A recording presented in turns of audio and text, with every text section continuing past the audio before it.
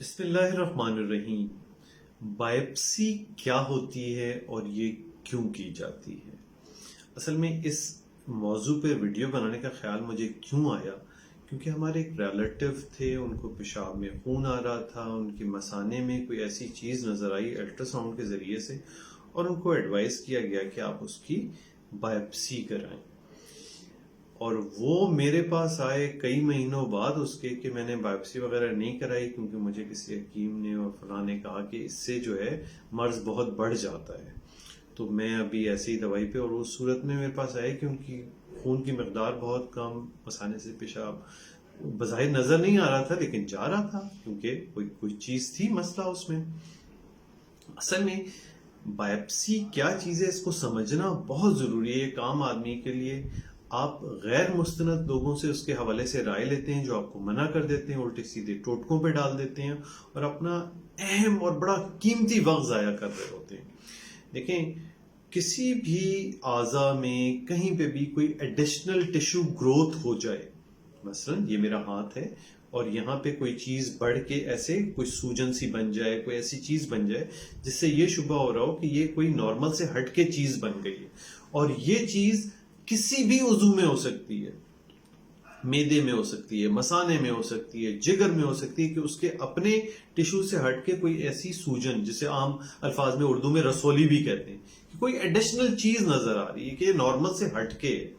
اب کیا ہوتا ہے کہ وہ چاہیے یہ ہوتا ہے کہ وہ جو ایب نارمل چیز نظر آ رہی ہے اس کے سیل کا یا اس کے ٹیشو کا یا اس کے ذرات کا ایک ٹکڑا ہمیں مل جائے، جس سے ہم مائکروسکوپ کے انڈر اس کو دیکھ کے یہ فیصلہ کر سکیں کہ یہ جو نارمل سے ہٹ کے تبدیلی آئی ہے یہ کس نوعیت کی ہے، کیونکہ خدا نہ خواستہ اس میں کبھی کبھار کینسر، اور کینسر بھی ایسے کہ جو بہت موذی، اور کبھی کبھار یہ ہوتا ہے کہ یہ کوئی بھی خطرناک چیز نہیں ہوتی، ایک عام سی سوجن ہے جو وقت کے ساتھ خود ٹھیک ہو جائے گی۔ کبھی کبھار ٹھیک ہے، یہ ایک ابھار ہے، یہ ایک ڈفرینٹ ٹیشوز گروتھ ہیں جن کا کوئی نقصان اس سچ نہیں ہے۔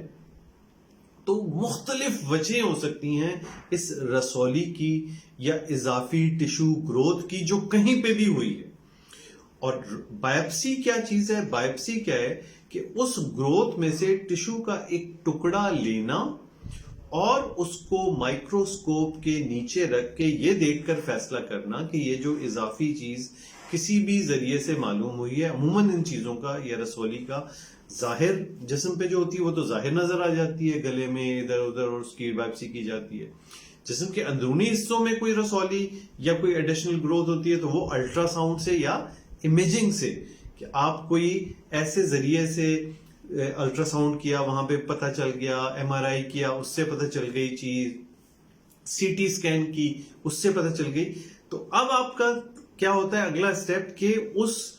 ایڈیشنل گروتھ کے ٹیشو کو حاصل کریں جسے بائپسی کہتے ہیں۔ تو اس میں کوئی ڈرنے کی بات نہیں ہے کہ بائپسی سے مرض بہت بڑھ جاتا ہے اور پھیل جاتا ہے اور یہ ہو جاتا ہے، بھائی بائپسی ایک سمپل ٹیسٹ ہے، ٹیشو کا ایک ٹکڑا وہاں سے لینا ہے تاکہ یہ دیکھا جا سکے کہ یہ جو ایڈیشنل گروتھ ہے، رسولی ہے، یہ کیا ہے۔ امید ہے دوستوں کو سمجھ میں آئے گا۔ جب کبھی آپ کے ڈاکٹر آپ کو اس کے لیے ایڈوائز کریں تو غیر مستند لوگوں کی باتوں میں نہ آ جائیں، ٹیسٹ مکمل کرائیں، تشخیص مکمل ہو اور اس لحاظ سے علاج ہو سکے۔ شکریہ بہت بہت سننے کا۔